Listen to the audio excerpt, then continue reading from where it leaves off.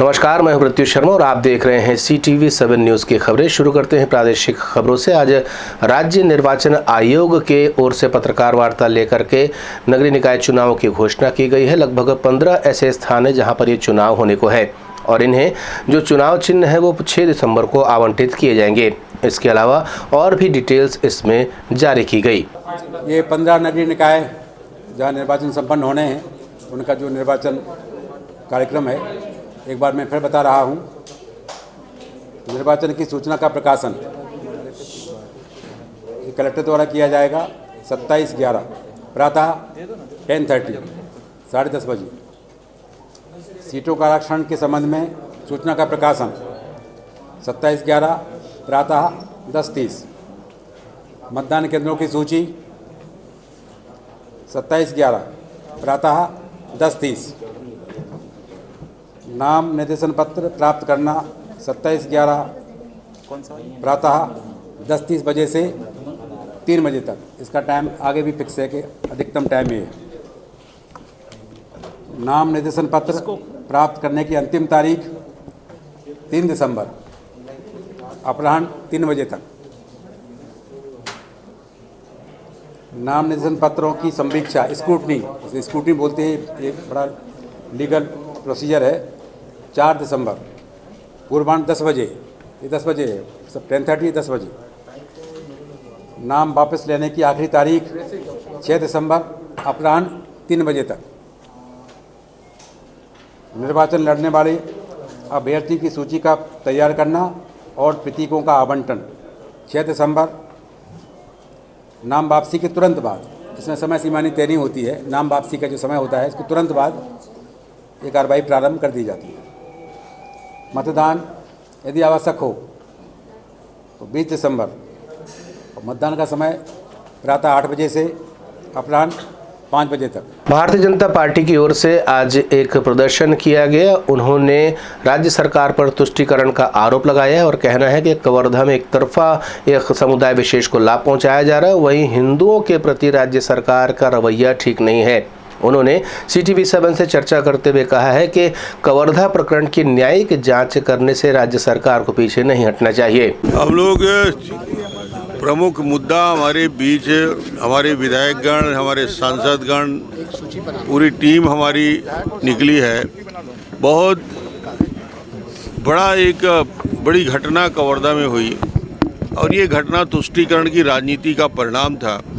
जिस प्रकार 12 दिन कर्फ्यू लगा, कबीरधाम शांति का टापू है, कल्पात्री जी का आशीर्वाद, शंकराचार्य जी का आशीर्वाद मिलता रहा है और वो शांति की नगरी में 16 दिन 14 दिन कर्फ्यू लगना ये बताता है कि 2.5 साल के राज में किस प्रकार तुष्टीकरण की राजनीति हुई और पूरा कवर्धा क्षेत्र एक प्रकार से प्रताड़ित है। वो आक्रोश निकल के आया। मुद्दे ये हैं कि हम आज निकले हैं तो बड़ी छोटी मुद्दे को लेकर कि 5 बार लाठी चलता है। लाठीचार्ज का आदेश देने वाला कौन सक्षम अधिकारी था? 5 बार अलग अलग स्थानों में लाठीचार्ज किया गया, एटोसी लगा के जेल के अंदर डाल दिया गया। उसके साथ साथ कौन सक्षम अधिकारी था तो इस मुद्दे में निर्णय ले? 70 लोगों को जेल में डाल दिया गया। इन सारे बिंदुओं को लेकर हम लोगों ने कहा है कि जो दोषी हैं, जिन लोगों ने इस घटना की शुरुआत की, उनके ऊपर कार्रवाई हो और उसके साथ ही साथ न्यायिक जांच जब करेंगे तभी सारे मुद्दे की जांच होगी। CTV7 के लिए रायपुर से भीमराव की रिपोर्ट। छत्तीसगढ़ के मुख्यमंत्री भूपेश बघेल के द्वारा विष्णुदेव साय के ऊपर किए गए बयान को लेकर के अब भारतीय जनता युवा मोर्चा ने आक्रामक रुख अपना लिया है। उन्होंने मुख्यमंत्री का पुतला दहन किया है और CTV7 से चर्चा करते हुए बताया कि वो मंडल स्तर तक का इसका विरोध करेंगे, हर जिले में इसका वो विरोध करेंगे। देखिए, गोबर वाली जो सरकार है इसके दिमाग में पूरा का पूरा गोबर भर चुका है। मुख्यमंत्री भूपेश बघेल जी, जिन्हें इस प्रदेश की जनता ने इतना बड़ा बहुमत दिया है, मगर शर्म आती है पूरे छत्तीसगढ़ वासियों को और पूरे के पूरे छत्तीसगढ़िया लोगों को कि उनके पास बात करने का लहजा नहीं है। किस लहजे से वो बात करते हैं? हमारे प्रदेश के अध्यक्ष भारतीय जनता पार्टी के माननीय विष्णुदेव साय जी के बारे में उन्होंने कहा है, भाई हम भारतीय जनता युवा मोर्चा के कार्यकर्ता कहते हैं मुख्यमंत्री जी गोबर तो आपके दिमाग में भरा है और गोबर पूरी सरकार आपकी है। जिस प्रकार से आपने गोबर पर भ्रष्टाचार किया है, इससे बड़ा घोटाला और किसी सरकार ने आज तक नहीं किया। आपने हमारे प्रदेश अध्यक्ष जी का अपमान किया, जिसके विरोध में आज हमने आपका पुतला फूंका है। और आज से भारतीय जनता युवा मोर्चा यहाँ ऐलान करता है कि पूरे छत्तीसगढ़ प्रदेश में जहाँ जहाँ आप जाएंगे, भारतीय जनता युवा मोर्चा का कार्यकर्ता आपको काला झंडा दिखाएगा और आपका विरोध करेगा और काले गुब्बारे दिखाएगा। रेडी टू ईट जो फूड होता है बच्चों के लिए जो बनाया जाता है, इसे महिला स्व सहायता समूह के द्वारा बनाया जा रहा था, लेकिन अब ऑटोमेटिक मशीनों के द्वारा इसे बनाया जाएगा। इससे हजारों महिलाओं का रोजगार छीनेगा, ये कहना है छत्तीसगढ़ के पूर्व मुख्यमंत्री रमन सिंह का। वहीं इस बयान पर पलटवार करते हुए कांग्रेस के संचार विभाग के प्रमुख सुशीलानंद शुक्ला का कहना है कि इससे रोजगार नहीं छीनेगा, बल्कि रोजगार के नए अवसर भी छत्तीसगढ़ सरकार की ओर से उपलब्ध कराए जा रहे हैं। बच्चों को दिए जाने वाले पोषक आहार रेडी टू ईट का निर्माण अब स्वचालित मशीनों से करवाए जाने के कैबिनेट के निर्णय का कांग्रेस पार्टी स्वागत करती है। पूर्व मुख्यमंत्री डॉक्टर रमन सिंह जी इस निर्णय पर सवाल खड़ा करके सिर्फ और सिर्फ कोरी राजनीति कर रहे हैं। इस निर्णय से ऐसा कहीं नहीं कहा गया है कि स्वचालित मशीनों से निर्माण करवाया जाएगा तो जो हमारी स्व सहायता समूह की बहनें हैं उनसे काम छीना जाएगा। ऐसी स्व सहायता समूह के लोग जो इस मशीनों को लगा सकते हैं बिल्कुल इस काम को अनुरत करते रहेंगे। और यदि स्वचालित मशीनों के माध्यम से रेडी टू ईट का निर्माण करवाया जाएगा तो इसकी गुणवत्ता बढ़ेगी और इसकी उपलब्धता भी समय पर हो सकेगी।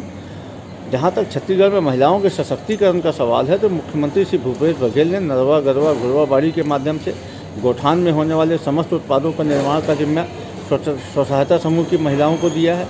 गोधन न्याय योजना के माध्यम से वर्मी कंपोस्ट के निर्माण का पूरा काम स्व सहायता समूह की बहनें कर रही हैं। लघु वनोपज के द्वारा बनाए गए उत्पादों का भी निर्माण का काम पूरी स्व सहायता समूह की बहनें कर रही हैं। इसके अलावा तमाम शासकीय योजनाओं में स्व सहायता समूह की महिलाओं को प्राथमिकता दी जाती है। रमन सिंह जी इस मामले में बयानबाजी करके सिर्फ और सिर्फ निचले स्तर की राजनीति कर रहे हैं। आज कलेक्टर का जनदर्शन आयोजित किया गया था, जिसमें कई तरह के प्रकरण शामिल हुए। गोधन न्याय से जुड़ी हुई बातें भी सामने आई हैं। वहीं पारिवारिक मसलों को लेकर के भी लोग यहां पर पहुंचे हुए थे। एक बड़ी संख्या में लोग यहां पर शिकायत दर्ज कराने पहुंचे हुए थे। वहीं पुलिस प्रशासन से भी लोग खासे नाराज नजर आए। उनका कहना है कि पुलिस के पास शिकायत लेकर जाओ तो शिकायतें दर्ज नहीं होती है। भारतीय जनता पार्टी झुग्गी प्रकोष्ठ की ओर से आज प्रदर्शन किया गया। उस प्रदर्शन में उन्होंने मांग रखी है कि राज्य सरकार जो प्रधानमंत्री आवास योजना का राज्य सरकार का अंशदान है उसे जल्दी जारी करे, और जो वो जारी नहीं कर रहे हैं इससे 11 लाख लोग ऐसे हैं जो पूरी तरीके से इससे प्रभावित हो रहे हैं। उनका कहना है कि इस योजना से न सिर्फ केंद्र सरकार बल्कि नरेंद्र मोदी की छवि और प्रबल हो रही है, जिसको ध्यान में रख करके राज्य सरकार इस तरह के कदम उठा रही है ताकि उनकी छवि को धूमिल किया जा सके। उन्होंने मीडिया से चर्चा करते हुए और भी कई गंभीर आरोप लगाए। 14 में नरेंद्र मोदी जी की सरकार ने एक महत्वाकांक्षी योजना लेकर आई थी कि इस देश के अंदर में जितने गरीब हैं उनके सिर पर भी छत हो, इसके लिए एक बड़ी कार्य योजना प्रधानमंत्री आवास योजना के अंतर्गत बनी। और इसमें केंद्र और राज्य मिलकर गरीबों को आवास बनाकर देते हैं। लगातार पूरे देश के अंदर में प्रधानमंत्री आवास योजना के अंतर्गत गरीबों के सिर पर छत मिल रहा है। लेकिन ये सरकार बदले की कार्रवाई से, क्योंकि नरेंद्र मोदी जी की सरकार आवास योजना उपलब्ध करा रही है, लोकप्रिय हो रही है, ये जानबूझकर भूपेश बघेल की सरकार लगभग 11 लाख लोगों की अपनी राशि जो अंशदान इनको देना है वो अंशदान नहीं दे रहे हैं, जिसके कारण इस योजना का लाभ हमारे हितग्राहियों को नहीं मिल रहा है। हमने लगातार मांग की, विधानसभा से लेकर सड़क तक लगातार मांग कर रहे हैं, लेकिन ये गूंगी बहरी सरकार केवल इस डर से कि लोगों के बीच में इस आवास योजना का अच्छा प्रतिसाद है, मोदी सरकार लोकप्रिय हो रही है, ये अंशदान नहीं दे रहे हैं और आरोप हम पर लगाते हैं। आज रायपुर शहर जिला झुग्गी झोपड़ी के हमारे कार्यकर्ताओं ने इस बात को निर्णय लिया है, पूरे प्रदेश में आंदोलन चालू कर रहे हैं कि जितनी भी स्वीकृत आवास योजना है इस प्रदेश के अंदर में, इस रायपुर शहर के अंदर में, उसका जो अंशदान लगभग 25% की राशि जो सरकार को लगाना है, भूपेश बघेल सरकार को, वो सरकार तत्काल प्रदान करे ताकि उन गरीबों के सिर पर छत प्राप्त हो सके। इसके लिए आज कलेक्टर महोदय को अपने विषय को लेकर हम यहाँ पर आए हैं। हमें उम्मीद है कि वो इस काम को पूरा करेंगे, एक अच्छी योजना है, और नहीं करेंगे तो अब ये मान के चलिए कि ये दृश्य जो आज हमारे झुग्गी झोपड़ी के कार्यकर्ताओं ने प्रारंभिक तौर पर किया है, आने वाले समय के अंदर में और बड़े विस्तार से लगातार हम आंदोलन करेंगे और इस सरकार को मजबूर करेंगे कि वो अपनी अंशराशि दे। CTV7 के लिए रायपुर से भीमराव की रिपोर्ट। सहारा इंडिया के कर्मचारियों ने आज एक रैली निकाल करके सेबी का विरोध जाहिर किया है। उन्होंने कहा है कि सेबी को पैसा जमा करा दिया गया था, लेकिन अब जबकि हितग्राहियों को जो पैसा दिया जा रहा है तो सेबी उनके पैसे वापस नहीं कर रहा है, जिसके वजह से न सिर्फ सहारा की छवि खराब हो रही है। उन्होंने कई बार इसको लेकर के अलग अलग मीडिया हाउस में अपने विज्ञप्ति भी जारी कराई है, लेकिन अभी तक न हितग्राहियों को पैसा मिल रहा है और न ही सहारा इंडिया द्वारा जमा कराया गया 24,000 करोड़ रुपए उन्हें प्राप्त हो रहा है। ये मामला सेबी का मतलब जो है ना, सेबी हमारे 2 OFCD बॉन्ड थे, मतलब हाउसिंग और रियल इस्टेट, उनको लेकर के कुछ विवाद सेबी के साथ हुआ और माननीय सुप्रीम कोर्ट के आदेशानुसार 24,000 करोड़ रुपए मतलब जो है ना वो किस्तों के अंदर जो है ना वो सेबी को जमा कराए। उसमें उन सम्मानित निवेशकों का जिनका 24,000 करोड़ जमा है, उनका पैसा सहारा इंडिया परिवार के द्वारा 95% पैसा जो है उन लोगों को वापस लौटा दिया गया था। लेकिन माननीय सुप्रीम कोर्ट का आदेश था कि अगर पेमेंट एक ही जगह से होगा, अगर सहारा इंडिया परिवार ने पेमेंट कर दिया है तो उसे दोबारा सेबी को करने की ज़रूरत नहीं है। और उसी के तहत जो है वो सहारा ने उनके भुगतान के जो वाउचर जो भुगतान किया था, उनके पूरे कंप्लीट भुगतान के वाउचर जो है वो 128 ट्रक भर करके और सेबी के कार्यालय में आज से 8 साल पहले जमा भी करवा दिए। माननीय सुप्रीम कोर्ट का आदेश ये था कि इन वाउचरों का वेरिफिकेशन होगा और वेरिफिकेशन के उपरांत मतलब अगर ये पाया गया कि वो पैसा सेबी मतलब जो है ना वो सहारा के द्वारा मतलब जो है ना निवेशकों को दे दिया गया है, तो वो पैसा ये जो 24,000 करोड़ है ये मई ब्याज जो है ना वो सहारा को लौटा दिया जाएगा। लेकिन विगत 8 साल होने के बावजूद अभी तक सेबी के द्वारा उन वाउचरों का वेरिफिकेशन नहीं किया गया है और न्यूज़पेपर के अंदर विज्ञप्ति मतलब 5 बार विज्ञप्ति पूरे हिंदुस्तान के समस्त लीडिंग न्यूज़पेपर के अंदर विज्ञप्ति दी गई है कि जितने सहारा के जो भी निवेशक है वो अपना क्लेम करें जिससे उनको भुगतान किया जा सके। छत्तीसगढ़ सरकार की अति महत्वपूर्ण योजना चिराग का आज उद्घाटन हुआ है जगदलपुर से।